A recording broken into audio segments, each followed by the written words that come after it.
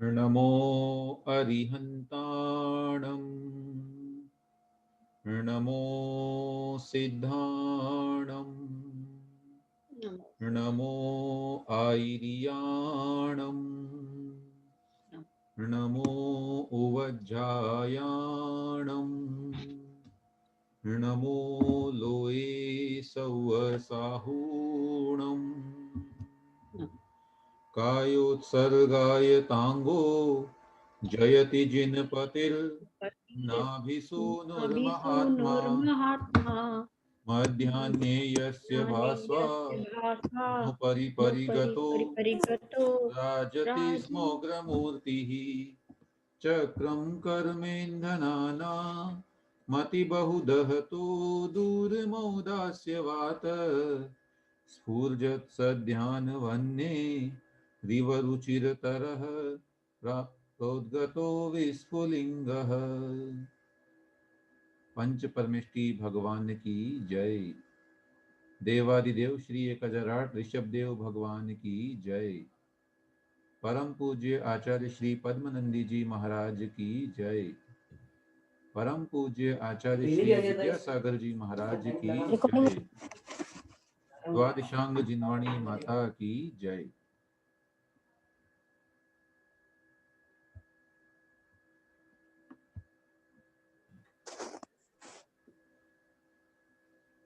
स्वाध्याय के इस क्रम में पद्य क्रमांक 165 तक हमने स्वाध्याय किया था और आगे स्वाध्याय करने के पूर्व हम कुछ रिवीजन या उसके प्रश्न चर्चा कर लेते हैं। जो पिछली कक्षा में पढ़ा हमने, आप बता सकते हैं मुनियों के पास में कौन सा धन होता है?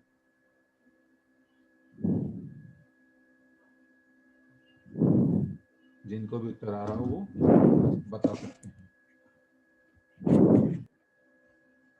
अनम्यूट करके उत्तर बोल सकते हैं। भैया जी, सम्यक दर्शन ज्ञान चारित्र रूपी त्रिरत्न रूपी धन। हाँ, लेकिन जो हमने कक्षा में पढ़ा था उसका उत्तर तो जो है वो है केवल ज्ञान रूपी धन। ज्ञान धना, ऐसा ये शब्द आया था वहां पर। ठीक है।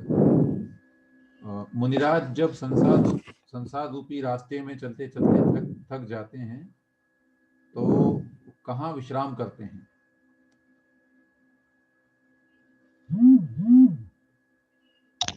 देवगति में?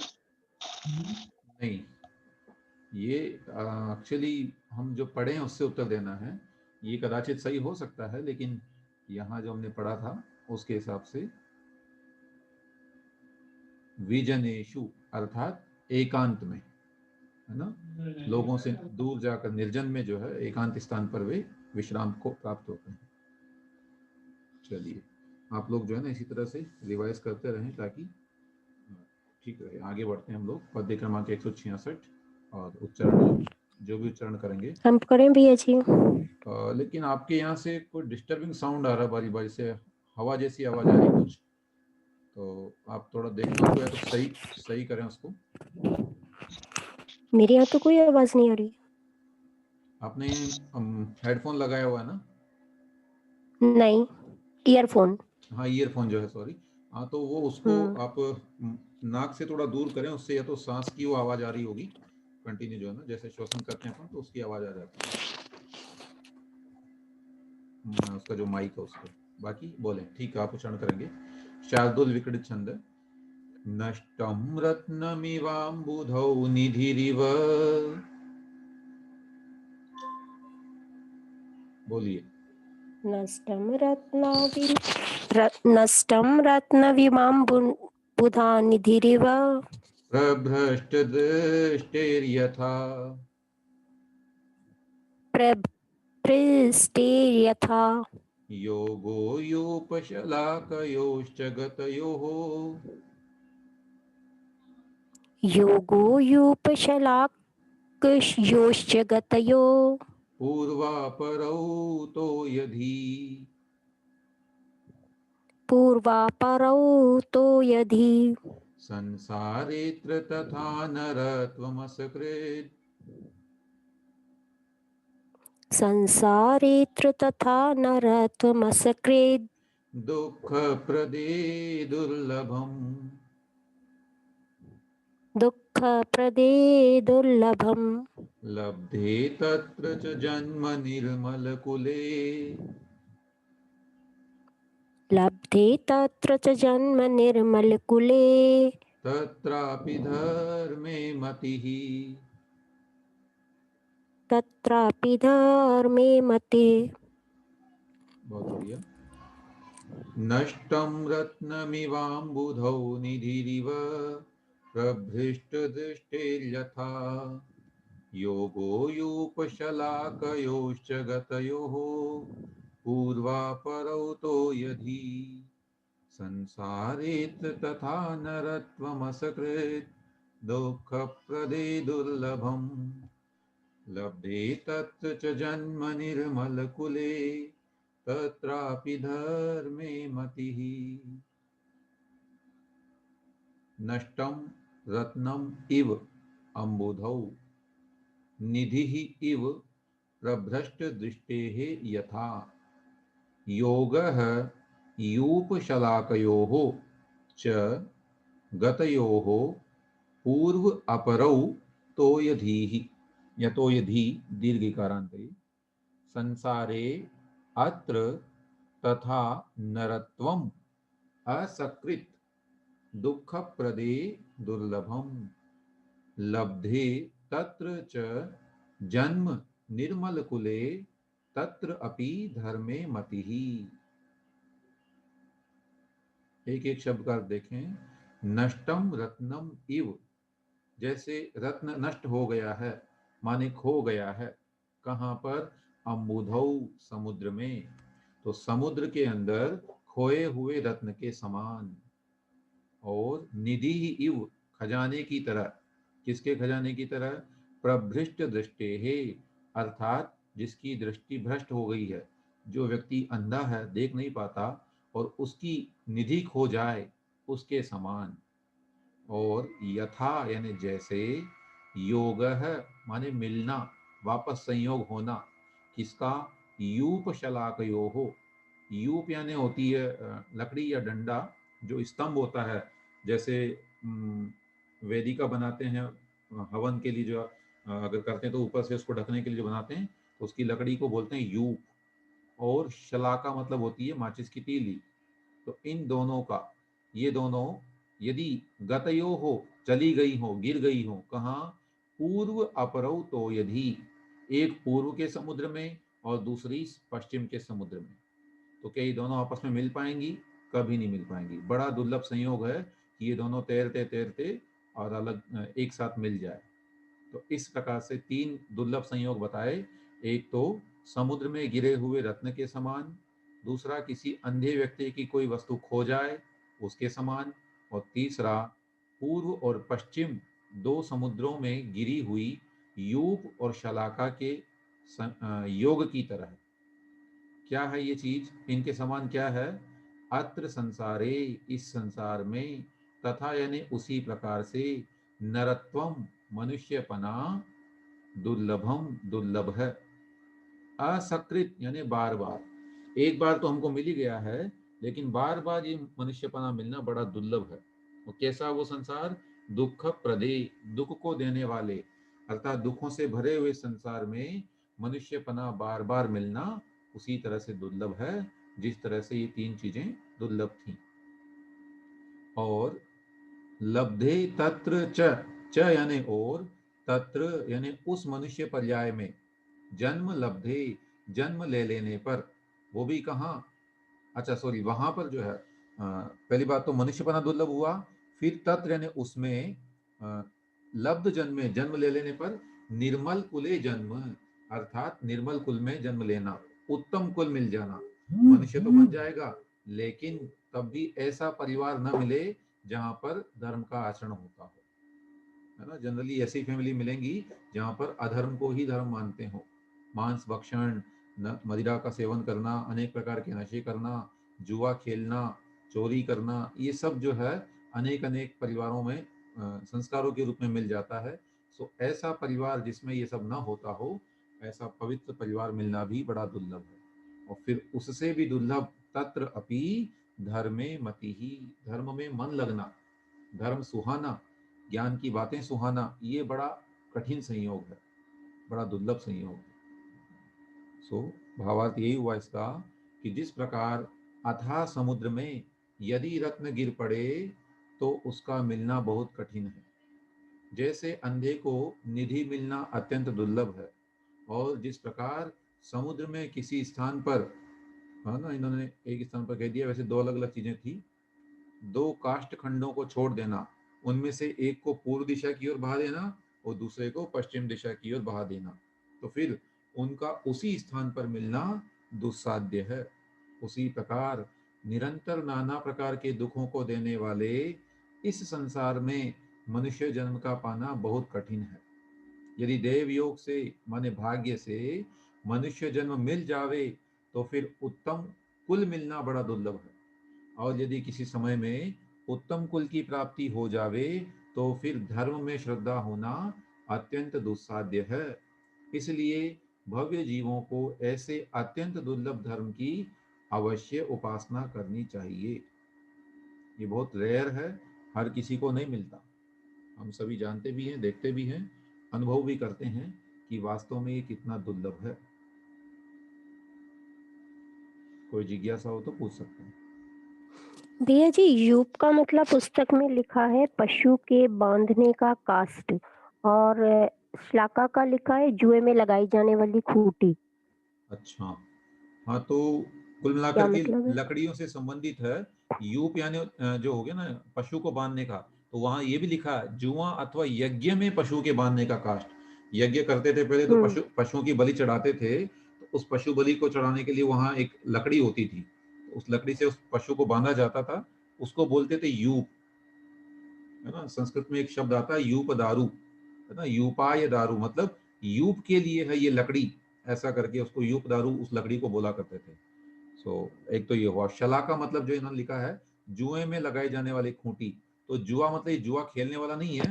जुआ बोलते हैं जो बैलों के ऊपर बांधा जाता है, दो बैलों को बैलगाड़ी में जोड़ने के लिए जो लकड़ी बांधी जाती है उसको जुआ बोलते हैं, है ना। तो वो जो लकड़ी है उसको अच्छा। बोलेंगे यहाँ पर ये जो है कौन सा, शलाका, उसको शलाका लिया है इन्होंने, या फिर हम शलाका, दीप शलाका भी बोलते हैं, तो दोनों में से कुछ भी ले सकते हैं। कुल मिला के दो वस्तुएं अगर समुद्र में फेंक दी जाए और फिर सोचे कि वो मिल जाए आपस में तो बड़ा मुश्किल है। अच्छा, इसको वैसे यही लगाना चाहिए, वो दिए शलाका नहीं, क्योंकि दो चीजें हो गई, एक तो जिससे पशु को बांधते हैं वो खूंटी हो गई, और एक हो गया वो हम्म। बैलों के ऊपर लगाने वाली वो लकड़ी। दोनों लकड़ियां एक साथ मिलना बड़ा मुश्किल है समुद्र में गिरने पर।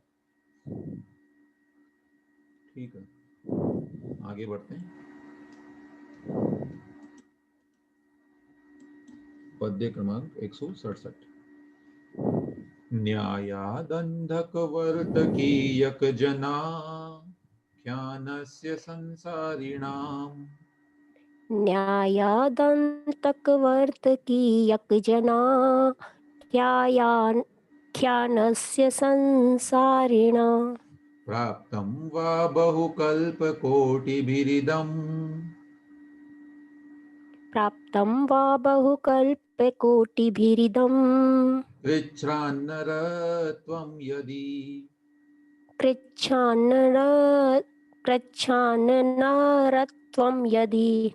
मिथ्यादेव गुरूपदेशविषय। मिथ्यादेव गुरूपदेशविषया। व्यामोहनी चान्वय। व्यामोहनी चान्वय। प्रायहि प्राणभृतां तदेव सहसा। प्रायहि प्राणव्रतां तदेव सहसा। वैफल्यमागच्छति। वैफल्यमागच्छति। देखें, न्यायादन्धकवर्तकीयकजना ख्यानस्य संसारिणाम्। प्राप्तं वा बहुकल्पकोटिभिरिदं। कृच्छ्रान्नरत्वं यदि। मिथ्यादेव गुरूपदेशविषय। व्यामोहनी चान्वय। प्रायहि प्राणभृतां तदेव सहसा वैफल्यमागच्छति। न्यायात् अंधकवर्तकीयक जन आख्यानस्य संसारिणां प्राप्तं वा बहुकल्प कोटिभिः इदं तृच्छ्रात् नरत्वं यदि मिथ्यादेव गुरु उपदेश विषय व्यामोह नीच अन्वय प्रायैः प्राणभृतां तत एव सहसा वैफल्यम आगच्छति। न्यायात माने न्याय से। कौन सा न्याय? अंधक वर्तकीयक जन आख्यानस्य, जो लोगों में एक कहावत चलती है, जन आख्यान मतलब लोगों के बीच में चलने वाला आख्यान, कहावत। कौन सी कहावत? अंधक वर्तकीयक माने अंधे व्यक्ति के हाथ बटेर लगना। एक तो अंधा व्यक्ति, ऊपर से बटेर नाम का जो पक्षी है उसे वो पकड़ ले, ये बड़ा मुश्किल है। कोई कोई संयोग होगा कि अंधा व्यक्ति बटेर जैसे पक्षी को पकड़ पाए। तो उसी न्याय के समान संसारिणाम प्राणभृताम, इन संसारी प्राणियों के लिए प्राप्तम वा बहुकल्प कोटि भी, कल्प कोटि भी मतलब अनेक करोड़ों कल्प जो बीत गए हैं। कल्प काल बहुत विशाल काल होता है, उसमें भी करोड़ों कल्प काल बीत जाने के उपरांत कृच्छ्रात यानी बड़े ही कष्ट से यदि इदम नरत्वम प्राप्तम, यह मनुष्यपना हमको मिल गया है, तो फिर भी क्या होता है?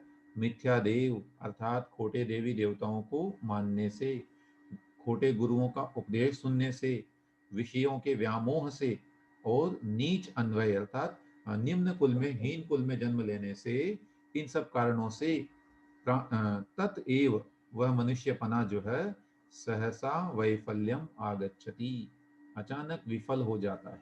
सब बेकार, पूरी मेहनत जितनी की ये मनुष्यपना पाया वो सब व्यर्थ हो जाएगा। ये चार कारण यदि मिल गए तो। कौन से? मिथ्या देव अर्थात खोटे देवी देवताओं को मानना। थोड़ी सी परेशानी आई, किसी ने बताया अमुक देवता के यहाँ चले जाइए, वहाँ ठीक हो जाएंगे, सो तुरंत पहुंच गए। नहीं, ये गलत है। आपने फिर देव का स्वरूप ही क्या समझा, है ना? चारों गतियों को समझा ही नहीं आपने। चारों गतियों के प्राणियों में क्या विशेषता आई थी? अर्थात भगवान में और देवों में कोई अंतर ही नहीं रह गया फिर तो। इसलिए इस सबको विचार करना। ऐसे ही खोटे गुरुओं के उपदेश से बड़ा दुख होता है जानकर के। कई बार जैसे अभी ये प्रसंग आया कोरोना का, तो उस समय कैसे कैसे गुरुजन इसमें टीवी में दिखाए गए। कुछ तो ऐसा उपदेश दे रहे थे जो अन्य मतावलंबी रहे होंगे कि अमुक पक्षी का मांस खाने से कोरोना चला जाएगा। सोचिए, ऐसे मिथ्या गुरुओं के उपदेश को मानने लगे, सो पूरा मनुष्यपना बेकार। इसी प्रकार विषयों के व्यामोह से अर्थात सांसारिक विषय इतने अच्छे लुभावने होते हैं कि वे मनुष्य की बुद्धि को तुरंत नष्ट कर देते हैं और अपनी ओर आकर्षित कर लेते हैं। तो इस कारण से। और चौथा है नीच अन्वय अर्थात हीन कुल में जन्म लेने से, जहाँ पर संस्कारों की कोई बात न होती हो, तो निश्चित ही ऐसे इन कारणों से यह मनुष्यपना हमारा बेकार हो जाता है। भावार्थ में कह रहे हैं, प्रथम तो मनुष्य जन्म पाना संसार में अत्यंत कठिन काम है। देव योग से अंधे के हाथ में बटेर के समान करोड़ों कल्पों के बाद यदि इस अत्यंत दुस्साध्य मनुष्य जन्म की प्राप्ति हो भी जावे, तो वह मनुष्य जन्म खोटे देव तथा खोटे गुरुओं के उपदेश से निष्फल चला जाता है, तथा विषयों में आसक्तता और व्यसन आदि नीच कार्य करने से भी बात ही बात में व्यर्थ चला जाता है। इसलिए सावधान रहने की आवश्यकता है। देव पूजा किसकी करनी है ये ध्यान रखें। कौन से गुरु को हमें अपना गुरु बनाना है। अनेक प्रकार के गुरु इस जगत में मिलते हैं। सच्चा गुरु कौन, इसकी पहचान कीजिए शास्त्रों को पढ़ करके और देख करके, है ना, उनका आचरण देख करके। उसके उपरांत विषयों से दूर रहिए। और चौथा है, अपने संस्कारों को बनाए रखिए। भेजिए एक बार अर्थ पुनः। अर्थ मतलब शब्दों से देखिए दोबारा। हाँ जी भैया जी। हाँ, अन्वयात बताता हूँ अभी इसको मैं ना। इसमें शब्द आया है अंधक वर्तकीयक जन आख्यानस्य न्यायात, मतलब एक न्याय है। न्याय का मतलब जिस तरह से। तो कौन सा न्याय है वो? अंधक वर्तकीयक न्याय। तो अंधक वर्तकीयक न्याय बोलते हैं अंधे के हाथ बटेर लगना। है ना, बटेर नाम का एक पक्षी होता है, तो उसको पकड़ लेना, कौन पकड़े? अंधा व्यक्ति। अब आप सोचिए कैसे पकड़ पाएगा, उसको दिखेगा ही नहीं, ऊपर से पक्षी भी उड़ जाता है उसके पास पहुंचते ही। सो ऐसे अंधे के हाथ बटेर लगने के जन आख्यानस्य इव, अर्थात इस कहावत के अनुसार, इस न्याय के अनुसार, संसारिणाम प्राणिनाम प्राणभृताम, संसारी प्राणियों को यदि इदम नरत्वम, यदि यह मनुष्यपना बहु कल्प कोटि भी ही, करोड़ों कल्प कालों के बाद, प्राप्तम वा, मिल भी जाए। और कैसे? एक शब्द छूट रहा है इसमें, कृच्छ्रात, मतलब बड़े कष्ट से, बड़े दुर्लभ संयोग से जो है ये मिल जाए, तो मिथ्या देव गुरु उपदेश विषय व्यामोह और नीच अन्वय प्राय ही, ये चार शब्दों को मिला के एक शब्द बना, चार शब्द समूहों को। सो इनका अर्थ है कि मिथ्या देव गुरु, खोटे गुरु के उपदेश यानी मिथ्या गुरु के उपदेश, और विषय व्यामोह और नीच अन्वय यानी निम्न कुल, इनके कारण तत्एव यानी वही मनुष्यपना जो हमने बड़ी मुश्किल से पाया था, वह मनुष्यपना सहसा वैफल्यम आगच्छति, अचानक बेकार हो जाता है, पल भर में ही जो है बिल्कुल नष्ट हो जाता है। इसलिए इन निमित्तों से बचने का प्रयास हमारा उद्देश्य होना चाहिए। ठीक है, चलिए। भैया जी इसमें मिथ्या शब्द जो है वो आदि दीपक मान ले? हाँ जी, हाँ जी, देव के साथ में भी और गुरु के साथ में भी लगाना है उसको। चलिए आगे बढ़ते हैं, पद्य क्रमांक 168 की ओर। वसंत तिल का छंद है। लब्धे कथम कथमपीह मनुष्य जन्म,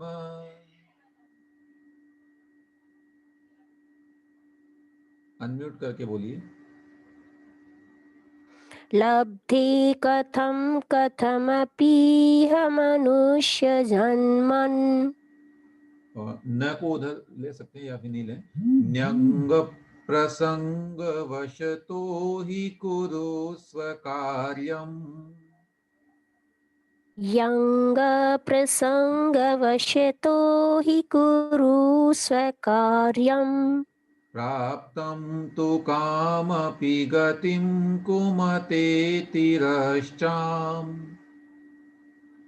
प्राप्तं तु कामपि गतिं कुमतेतिरश्चाम्, कस्त्वां भविष्यति विबोधयितुं समर्थः, कस्त्वं भविष्यति विबोधयितुं समर्था। ठीक। लब्धे कथम कथमपीह मनुष्य जन्म, न्यंग प्रसंगवशतो हि कुरु स्वकार्यम्, प्राप्तं तु कामपि गतिं कुमते तिरश्चाम्, कस्त्वां भविष्यति विबोधयितुं समर्थः। लब्धे कथम कथम अपि इह मनुष्य जन्मनि, ये जो न था और यह न्य में से संधि विच्छेद करेंगे तो जन्मनि और अंग ऐसा करके यण संधि का विच्छेद हो गया। ये प्रसंग वशतः ही कुरु स्वकार्यम, प्राप्तं तु काम अपि गतिं कुमते तिरश्चाम, कह त्वां भविष्यति विबोधयितुं समर्थः। कह रहे हैं लब्धे पा लेने पर, कथम कथम अपि जैसे तैसे, बड़ी कैसे भी करके जो है प्राप्त कर लेने पर, क्या पा लेने पर?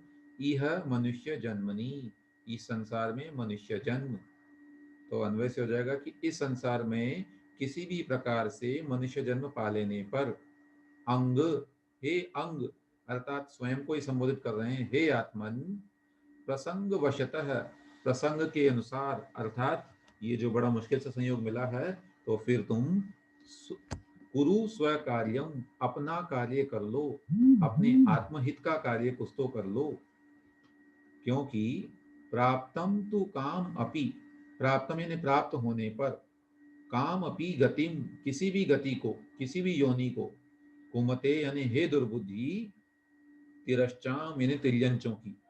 तो अर्थ हुआ कि तिर्यंचों की किसी गति में चला गया, किसी योनि में चला गया, जो अनेक प्रकार के पशु वहां पाए जाते हैं, तो वहां चले जाने पर हे दुर्बुद्धि, कह यानी कौन, त्वाम तुम्हें, भविष्यति यानी होगा, विबोधयितुम समर्थ है, समझाने में समर्थ। अर्थात यदि मनुष्य के बाद में तुम गलती से भी तिर्यंच योनि में चले गए और वहां अनेक प्रकार के जो पशु हैं उनमें से कोई एक बन गए, तो फिर ये बताओ तुम्हें वहां कौन समझाएगा? क्या तुम समझ पाओगे? गुरु उपदेश देंगे भी तो तुम्हें वो भाषा समझ में नहीं आएगी। कहीं प्रवचन हो रहे होंगे तब भी समझ में नहीं आएगी। वो तो कदाचित कोई जाति स्मरण हो जाए तो कोई होता है बिल्ला, अदरवाइज कोई पशु जो है मनुष्य की भाषा समझ नहीं पाता। ठीक है, अन्वयार्थ में देखें, अंग यानी हे अंग, हे आत्मन, कथम कथम अपि, जिस किसी प्रकार से, इह मनुष्य जन्मनि लब्धे, यहाँ मनुष्य जन्म पा लेने पर, प्रसंग वशतः स्वकार्यम कुरु, प्रसंग के अनुसार, पुण्य के अनुसार अपने आत्महित का कार्य कर लो। क्योंकि कुमते, अरे दुर्बुद्धि, हे कुमति वाले मनुष्य, तिरश्चाम कामपि गतिम प्राप्तम, तिर्यंचों की किसी भी योनि को प्राप्त होने पर, त्वाम मैंने तुम्हें, विबोधयितुम कह समर्थ है, समझाने में कौन सक्षम होगा? अर्थात उस समय कोई नहीं समझा पाएगा। केवली भगवान तो है नहीं कि उनके समोषण में जाने से सभी तिर्यंचों को समझ में आ जाए। ये तो ऐसा काल है कि यहाँ पर तो केवली का समोषण भी नहीं लगता, इसलिए ये बड़ी समस्या वाली बात है। अतः इसी पंचम मनुष्य पर्याय में जो है हमें अपना आत्मकल्याण का कार्य साध लेना चाहिए। सरल है, कोई जिज्ञासा हो तो बताइए।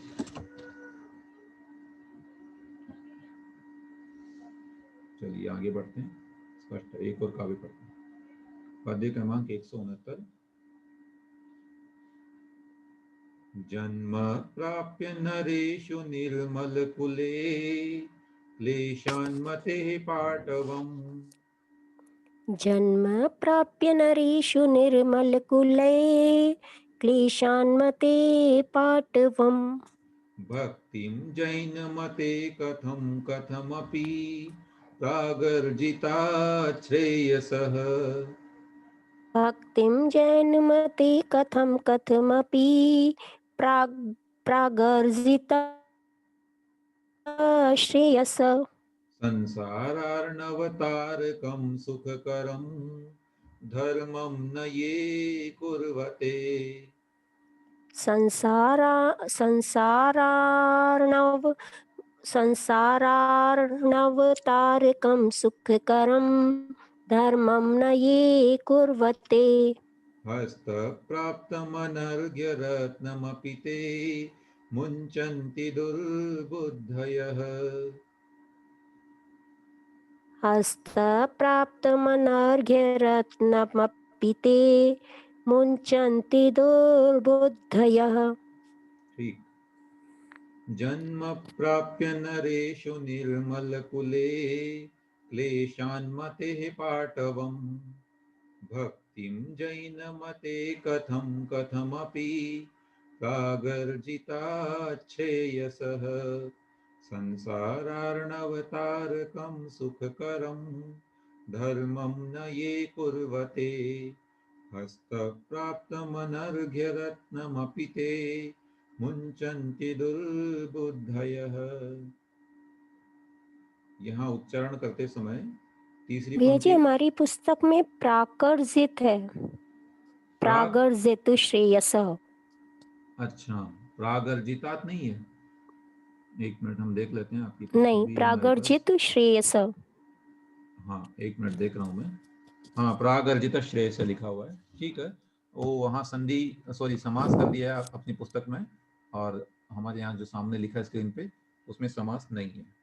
कोई बात नहीं, अर्थ दोनों का एक ही आएगा।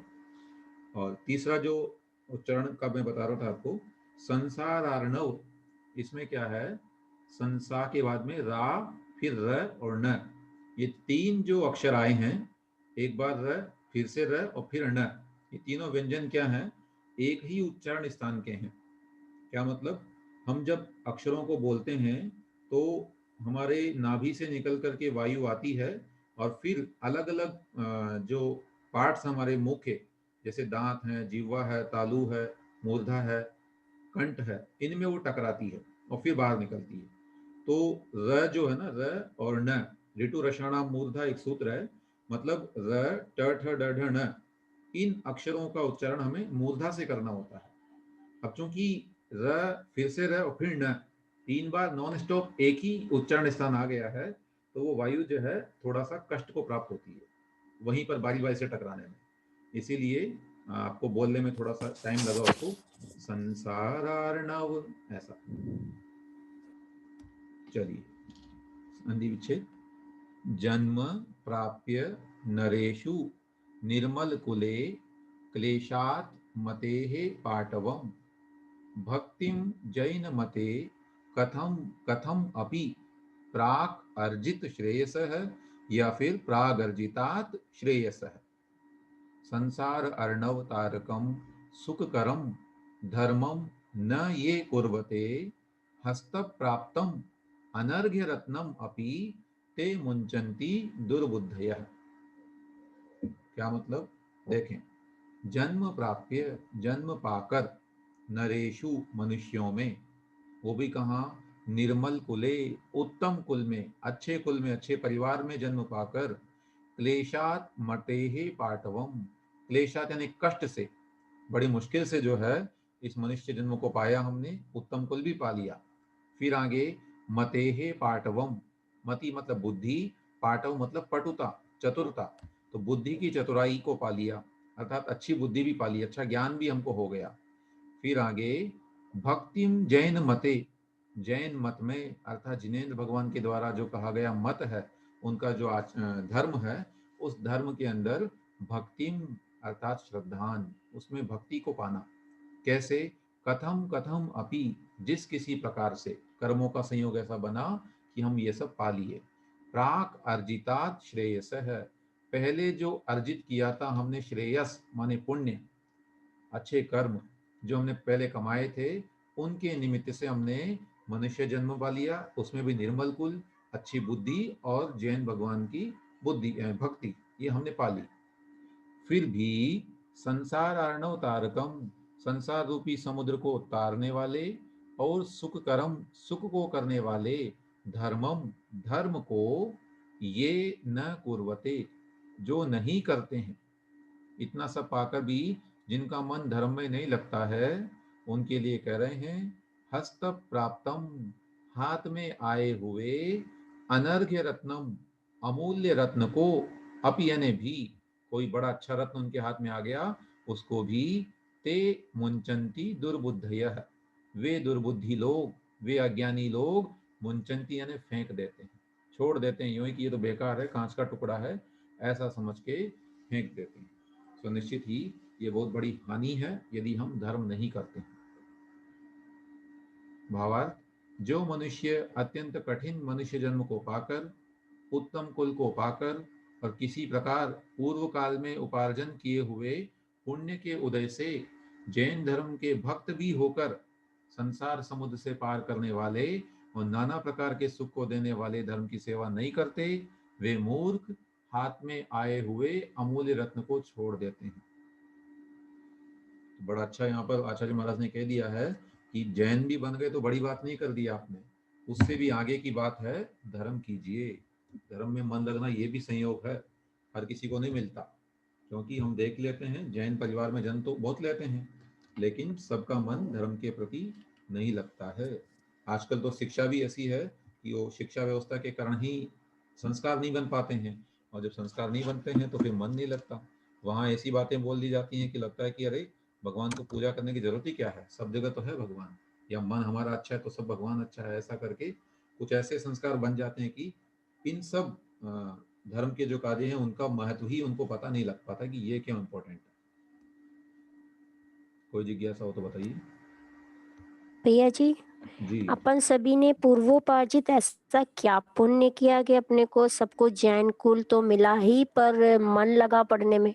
ये तो हमारे जैसे गंगा जी का आपने वीडियो भी सुना होगा अंतिम समय के आसपास, तो वो अक्सर यही बोला करते थे, या तो पूर्व जन्म का कोई संस्कार है या भली होनहार है, आगे अच्छी होनहार अच्छी है, इसलिए मन लगता है। हर किसी का मन लगता नहीं इन कार्यों में, है ना। खास करके वृद्धावस्था में यदि मन लग रहा है तो ऐसा माना जाना चाहिए कि निश्चित ही आगे आगामी पर्याय जो है वो अच्छी होने वाली है। और एक जबरन हम कर रहे हैं, एक तो होता है बिल्कुल उत्साह पूर्वक कि हाँ बिल्कुल ये हमारा दायित्व है, और एक जो है केवल खाना पूर्ति करने के लिए करें तो वो अलग बात है, उसको मन लगना नहीं करना। तो ये ध्यान रखें। ठीक भैया जी। ठीक है।